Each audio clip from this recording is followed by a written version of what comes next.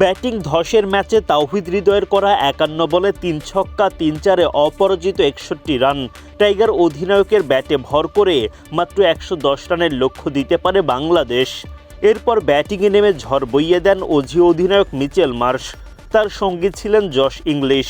Opening জুটিতে ৫৪ run পেয়ে যায় Australia. Nasum Ahmed ফেরান ১৭ run করা ইংলিশকে। তবে ব্যাটিং তাণ্ডব চালানো মার্শ মারকুটে ব্যাটিংয়ে আদায় করেন ৫০। শরীফুল ইসলাম ৬০ রান করা মিচেল মার্শকে আউট করলেও থামানো যায়নি অজিদের দুর্দান্ত ব্যাটিং। মাত্র ১১০ রানের লক্ষ্য, তার ওপর এমন ঝড়ো ব্যাটিং। ফলে হেসে খেলে ম্যাচটা জিতে নেয় অস্ট্রেলিয়া। হোয়াইট ওয়াশের শিকার বাংলাদেশ, যেখানে ব্যর্থতার বড় দায় ব্যাটারদের। রবিবার সিরিজের তৃতীয় ও সবশেষ টি-20তে বাংলাদেশ মুখোমুখি হয় অস্ট্রেলিয়ার। টস জিতে আগে ব্যাটিংয়ের সিদ্ধান্ত নেন টাইগার অধিনায়ক তাওহিদ হৃদয়, কিন্তু ম্যাচের শুরু থেকেই দ্রুত উইকেট হারাতে থাকে বাংলাদেশ। ইনিংসের বয়স যখন মাত্র দ্বিতীয় ওভারে, তখন রান আউটের শিকার হন ওপেনার তানজিদ তামিম। ২ বল খেলা এই ওপেনার ৫ রানের বেশি করতে পারেননি। দলীয় ৬ রানে প্রথম উইকেট হারায় বাংলাদেশ। আরেক ওপেনার সাইফ হাসানও সুবিধা করতে পারেননি। স্পেন্সার জনসনের বলে উইকেট হারান সাইফ। ৯ বল উইকেটে টিকে থাকলেও ১ রানের বেশি করতে পারেননি তিনি।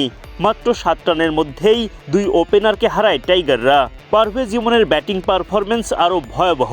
১৩ বল খেলায় এই ব্যাটার করেন মাত্র ১ রান।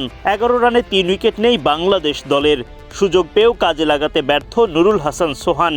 ৮ বল খেলে করেন ৬ রান। অ্যাডাম জাম্পার বলে উইকেট হারান সোহান। ৩৪ রানে ৪ উইকেট হারিয়ে বাংলাদেশ তখন মহাচাপে।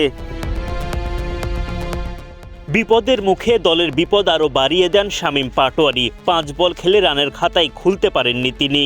মাত্র ৩৫ রানে ৫ উইকেট হারিয়ে ফেলে বাংলাদেশ। রিশাদ হোসেনকে সঙ্গে নিয়ে দলের মান বাঁচানোর চেষ্টা করেন তাওহিদ হৃদয়, কিন্তু তাদের জুটি থেকে ২৬ রানের বেশি আসেনি।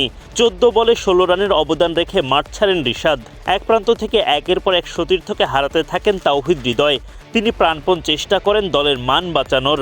তবে শুরুর এমন ব্যাটিং বিপর্যয়ের পর অধিনায়ক কিছুটা লড়াই করলেও সাদামাটা পুঁজিতেই থেমে যায় বাংলাদেশ।